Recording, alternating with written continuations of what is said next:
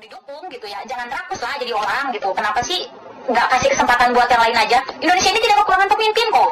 Ini begitu saja sih kalau menurut saya mah. Nah, gimana etika politik Indonesia masa kini? Sebenarnya ketika kita membahas terkait politik dalam bernegara, politik dalam menentukan siapa yang akan menjadi pemangku kebijakan, atau misalkan politik mereka yang ingin meraih jabatan gitu di negara Indonesia ini, di negara kita ini, saya tidak benar-benar melihat orang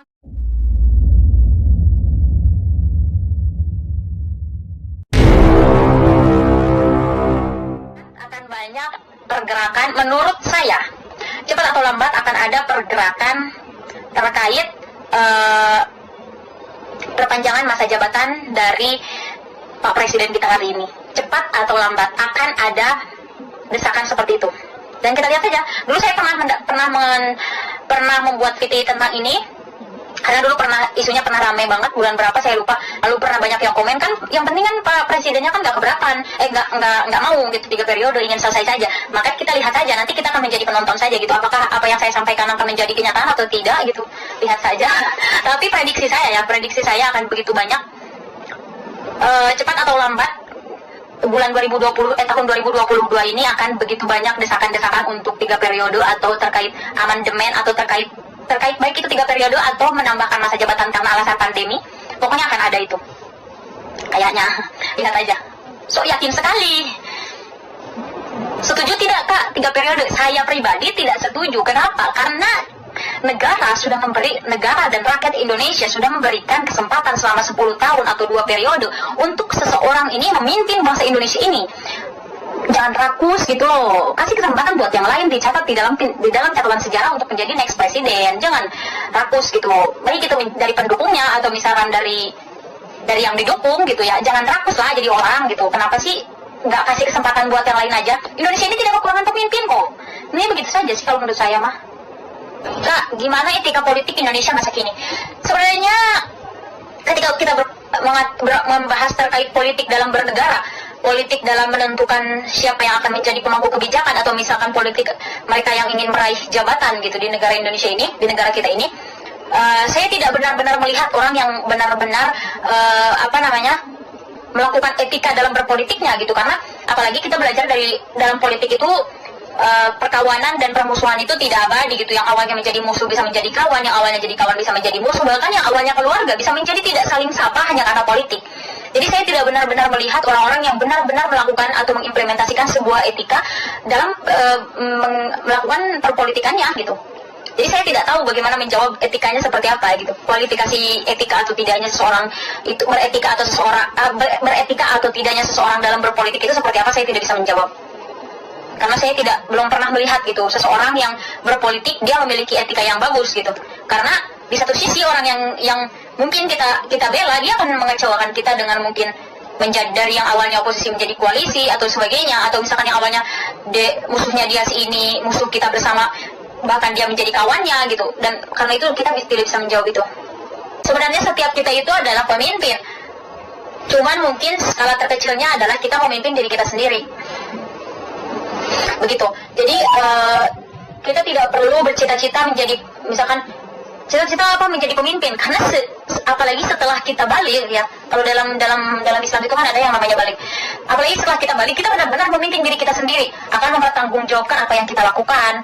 Kita tidak lagi dipertanggungjawabkan oleh orang tua kita gitu. Benar-benar kita memimpin sendiri. Baik atau buruknya kita melakukan sesuatu hal, itu adalah kita sendiri yang memimpin dan menentukan dan akan menanggunggjawabkan itu semua gitu. Jadi sebenarnya masing-masing kita adalah pemimpin, dan setiap pemimpin akan dimintai pertanggungjawaban. Saya lupa lagi dalilnya.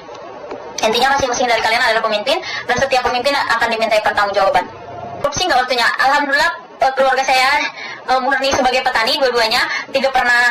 Tapi mungkin ayah lebih ke dia guru ngaji, dia sangat ketat terhadap agama, tapi dia sangat toleransi orangnya. Kemudian mama juga sama. Meskipun sebenarnya keluarga dari mama itu ada yang menjadi polisi, ada yang menjadi dokter, ada yang menjadi PNS dan semuanya, itu keluarga dari mama, keluarga dari papa saya semuanya ada yang menjadi ustadz, kiai, pesantren semua gitu, jarang yang kuliah. Mereka semuanya hampir semua keturunannya di pondok pesantren kan. Tapi dengan 2 perbedaan itu ya alhamdulillah toleransinya luar biasa di ayah itu. Kemudian jadi tidak pernah menjabat apapun, ayah dan mama ya, orang tua saya khususnya. Jadi ya tidak pernah alhamdulillah korupsi. Kalau misalkan dengan alasan kan suka tuh sering dikatakan kritik pemerintah mulu, giliran dikasih bansos diterima. Alhamdulillah keluarga saya tidak pernah mendapatkan bansos, alhamdulillah banget. Tidak pernah mendapatkan bantuan apapun. Saya dikuliahkan sampai sekarang mau selesai pun berkat mama dan kakak saya. Jadi benar-benar alhamdulillah bersih dari korupsi gitu. Tapi kayaknya saya sih yang suka korupsi uang jajan. Ini menarik nih, PT 0%, menurut teman-teman gimana sih, setuju nggak sih sebenarnya presiden threshold, pilkada threshold itu 0%? Sepakat nggak sih? Menurut saya sih sepakat, karena mungkin ada orang-orang yang memiliki kualitas tinggi dan memiliki kualitas tinggi dalam memimpin, bisa mensejahterakan masyarakat, tetapi mereka terhalang tidak memiliki ekonomi misalkan karena ongkos politik yang begitu besar. Jadinya mereka tidak berpeluang menjadi pemimpin gitu. Sementara kan seharusnya siapapun itu, tidak memandang suku, tidak memandang agamanya apa, tidak memandang rasnya apa, tidak memandang dia dari Jawa atau dari Sumatera atau dari suku Sunda atau dari suku Jawa, mereka semua seharusnya memiliki kesempatan untuk memimpin gitu. Entah itu memimpin skalanya daerah ataupun skalanya nasional gitu. Jadi menurut saya ya harusnya PT itu 0% ya, bukan 20%. Menurut teman-teman gimana? Pendapat kakak tentang PT 0% ya, menurut saya sepakat-sepakat saja gitu. Karena yang tadi disampaikan bahwa seluruh orang-orang di Indonesia ini, terkhususnya pemuda atau penerus bangsa Indonesia ini, mereka harusnya memiliki kesempatan yang sama dalam memimpin gitu, dalam memimpin Indonesia. Tidak hanya berbatas pada mungkin orang-orang yang memiliki orang dalam di partai-partai, atau mungkin orang-orang yang keluarganya sudah di partai sejak lama gitu sehingga meneruskan turun-temurun, atau mungkin karena bapaknya pernah menjabat dulu, atau mamanya pernah menjabat dulu, atau kakak abangnya pernah menjabat dulu gitu. Jadi tidak hanya berbatas pada itu, atau mungkin orang-orang yang memiliki uang yang banyak gitu sehingga sangat memenuhi ketika harus membayar ongkos politik yang begitu besar gitu. Jadi menurut saya PT 0% ya seharusnya bisa diimplementasikan. Kenapa? Karena semua warga Indonesia, semua anak muda atau pokoknya semua warga Indonesia, WNI, mereka seharusnya mendapatkan kesempatan yang sama dan setara untuk memimpin Indonesia ini selagi mereka mampu. Bahkan mungkin siapa yang tahu bahwa orang di luar partai itu mereka yang mungkin lebih jujur dan lebih bisa memimpin bangsa Indonesia ini, atau bisa memimpin di daerah-daerahnya gitu. Kita kan tidak tahu itu.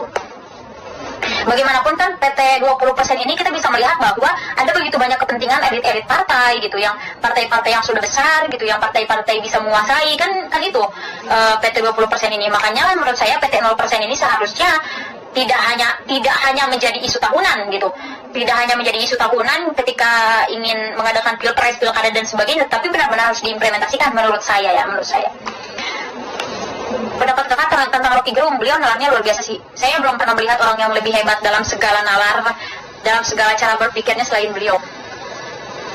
Di luar orang yang oposisi ya, kecuali yang mungkin saya mengagumi beliau, B.J. Habibie, Gus Dur.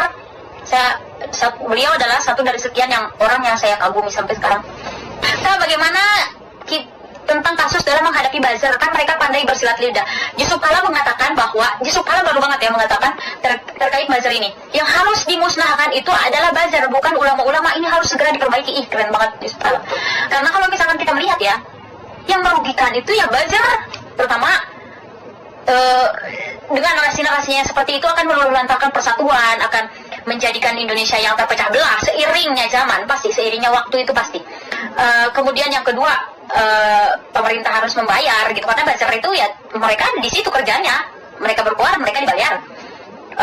Jadi ya merugikan dari banyak sisi gitu. Menurut saya yang harus dimusnahkan dan harus diselesaikan itu buzzer, karena saya nggak tahu di pemerintahan yang sekarang atau di pemerintahan sebelumnya juga ada buzzer. Karena di pemerintahan sebelumnya saya tidak mendengar gitu ada buzzer ini. Ada orang-orang yang benar-benar bekerja untuk benar-benar membagus-baguskan pemerintahan dan menjelek-jelekan oposisi dengan begitu-begitu narasi-narasi yang begitu keji, narasi-narasi yang begitu menggelikan, menurut saya menjijikkan. Menurut saya belum pernah melihat kepemimpinan sebelumnya atau pemerintahan periode sebelumnya yang seperti itu gitu, yang menarik orang untuk dibayar khusus untuk menjilat dan memuja-muja pemerintahan di masa itu. Saya nggak tahu, mungkin saya nggak tahu. Jadi sebenarnya gimana ya, buzzer ini gini, buzzer itu intinya bukan tandingan kita ketika kita berbicara tentang data, tentang fakta, tentang mengkritisi kebijakan yang memang layak untuk dikritisi, bahkan masyarakat pun mengetahui dan menyadari itu gitu. Lalu kemudian misalkan buzzer datang dengan menghardik kita, membuli kita, ya jangan kita hiraukan. Mereka itu bukan tandingan kita. Buzzer ya tandingannya lagi dengan buzzer. Jangan samakan level kita dengan mereka. Intinya begitu.